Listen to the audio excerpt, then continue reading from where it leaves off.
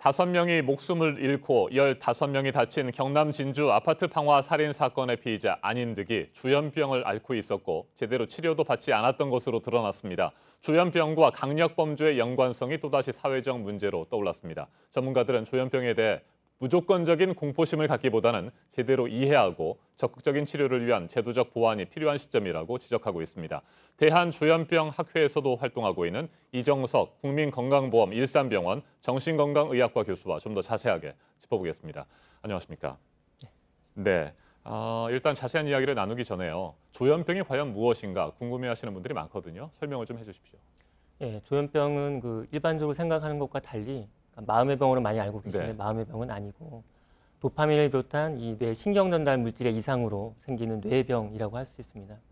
그러니까 조현병이라는 명칭은 기존의 정신분열병으로 불렸었는데 2011년에 개정이 된 것이고요. 조현이라는 단어는 현악기의 줄을 고른다는 뜻인데 네. 환자들이 이제 현악기의 줄이 조율되지 않았을 때 같이 혼란스러운 모습을 보이기 때문에 이제 조현병이라고 불리죠. 그래서 네. 주요 증상이 망상, 환각, 와해된 언어 같은 증상들인데요.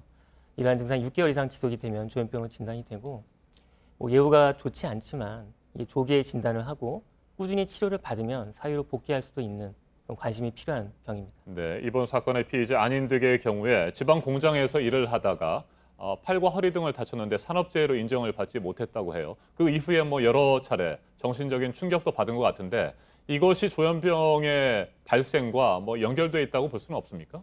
그러니까 조현병이 흔히 뇌병이라고 말을 네. 하지만 사실 스트레스가 분명히 관계가 됩니다. 그래서 발생 자체도 조금 기여를 하고 증상이 악화되고 더 나빠지는데 분명히 스트레스가 관여될 것 같습니다. 네, 스트레스와 정신적 충격이 악화시킬 가능성은 높다 이렇게 볼 수 있겠군요. 네네. 자, 조현병 그리고 강력범죄 이 연관성에 대해서 많은 분들이 현재 이게 정말 연결돼 있는 것이냐, 실제로 조현병 때문에 이런 강력범죄들이 많이 일어나는 것이냐 이렇게 생각들을 하시는데 이건 어떻게 답하시겠습니까? 사실 근데 대부분 꾸준히 치료를 받는 환자들은 이게 공격성하고는 크게 관계가 없습니다. 네. 환자들 실제로 보시면 실제로 좀 온순하고 어떻게 보면 어리숙하게 보이는 분들이 대부분인데 일부 환자들이 증상 때문에 이제 폭력성을 드러내고 그런 분들이 있고요. 그런 분들의 경우에 실제로 좀 재범 위험도 높은 경우가 많아서 특별히 관리가 좀 필요할 것 같습니다. 네, 폭력적이고 반사회적인 성향들이 나타나지 않겠느냐 이런 우려를 하시는 분들이 많은데 실제로 강력범죄에서도 보면 조현병 환자들이 일으키는 범죄는 극히 일부분이거든요. 굉장히 적은 수치인데도 불구하고 많은 분들이 우려하는 것은 아마 예측 불가능한 부분, 그것 때문이 아닐까 싶은데 이건 어떻게 생각하십니까?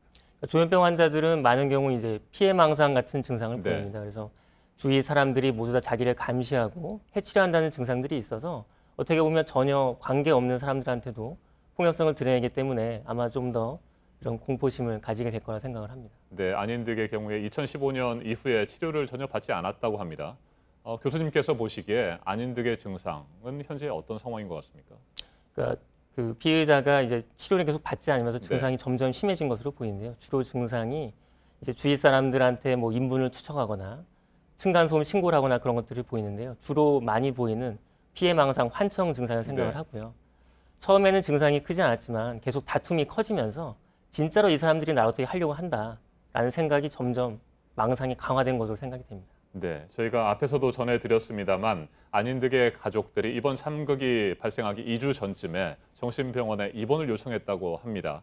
더 이상 감당할 수 없는 상태 정도로 병세가 심해졌기 때문인데 그런데 병원에서는 환자 본인의 동의가 필요하다. 이것이 없으면 안 된다라고 얘기했다는데 그럴 수밖에 없는 상황입니까? 병원 입장에서는? 이제 2017년에 법이 개정이 됐거든요. 네. 그래서 증상이 아무리 심하더라도 다른 사람을 해칠 만한 위험이 명백하지 않으면 본인 동의 없이는 진료가 안 됩니다. 그래서 지금 사태를 봤을 때는 진짜 증상이 심한 경우에는 좀 위험성이 커지기 전에 미리 대처할 수 있는 그런 법적 조치가 이루어져야지만 그게 가능할 것 같습니다. 네, 환자 본인의 인권도 있기 때문에 그런 법령이 생긴 것으로 보이는데 네. 자 그렇다면 그 대책 중에 하나로 외래 치료 명령제라는 게 있잖아요.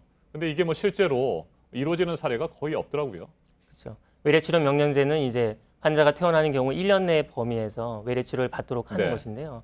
중요한 게 보호자가 동의를 해야 됩니다. 위원회에 출석도 해야 되고요. 사실 보호자가 많은 경우에 환자의 어떤 보복이나 그런 게 줄었기 때문에 동의하는 경우가 많지 않습니다. 외래치료 명령제는 본인의 동의는 상관없습니까? 본인의 동의 상관없고 보호자가 동의를 해야 됩니다. 아하. 근데 보호자 동의가 많지 않기 때문에 제도가 좀 유명무실화된 경향이 있습니다. 보호자가 동의를 하지 않는 이유는 어떤 것들이 있을까요? 그러니까 아무래도 뭐 생활에 바쁘시다 보니까 네. 뭐 출석이나 이런 부분 좀 게을리하시게 될 것 같고요. 어차피 같이 사셔야 되는데 환자가 나중에 또 폭력성을 보인다거나 그런 부분 우려되기 때문에 많이 꺼려하실 것 같습니다. 네, 이번 사건에서도 보면 말이죠. 그 전에도 뭐 계속 이런 문제점들이 지적이 됐습니다만 안인들의 정신질환 기록이 지역 건강센터, 정신건강복지센터 그리고 자치단체 복지 담당 공무원에게 전달이 되지 않았다는 부분 아니겠습니까? 네, 현재도 이런 환자분들에게 정신건강복지센터에 등록을 하도록 권유는 드리고 있는데 네. 그게 강제성은 없습니다.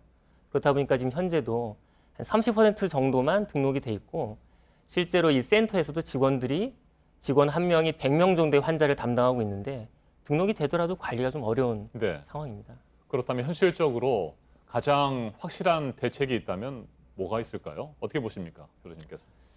현실적인 대책이라고 한다면 아무래도 결국 법적인 기반이 좀 바뀌어야 될 것 네. 같아요. 그리고 환자의 어떤 입원을 치료를 강제를 하거나 외래 치료를 강제하는 주체가 많은 경우 보호자가 되어 있습니다. 근데 사실 보호자가 계속 같이 살아야 되는 부분이고 환자 그 보복이나 이런 것들이 무서운 부분이 있기 때문에 큰 부담을 안고 있는 거죠. 그래서 영미권 국가들은 대부분 이런 경우에 법원이 그 부담을 안아서 치료를 강제로 할지를 결정을 하고 수행을 하게 되는데 그런 부분 제도적 이런 변경이 돼야 될 것 같습니다. 네, 현재 우리나라에서 치료를 받지 않고 또 정신질환 그 병력을 숨긴 상태에서 살아가고 있는 조현병 환자들이 어느 정도나 되나요?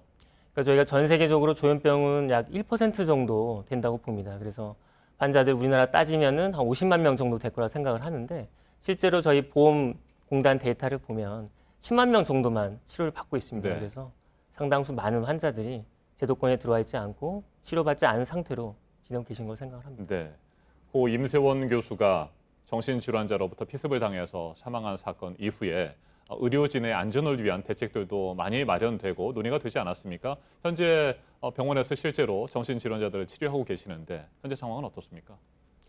그러니까 임세원법 이후 그 제정은 됐지만 아직까지 뭐 공표가 되지는 않아서 체감을 하고 있지는 않은데요. 사실 임세원법도 이제 환자가 퇴원했을 때 그 정보를 지자체나 이제 센터에 전달하는 방식인데요. 이 경우에도 사실 환자 동의가 없으면 좀 그 전달이 어려운 부분이 있기 때문에 이 부분도 좀 개정이 이루어져야 될 것으로 생각을 합니다. 네, 오늘 제가 앞에서 무조건적인 공포심을 갖는 것보다는 제대로 된 이해가 필요하다 이런 얘기를 했었습니다만 이 부분과 관련해서 교수님께서 하시고 싶은 말씀이 있으실 것 같아요. 한 말씀 해주십시오.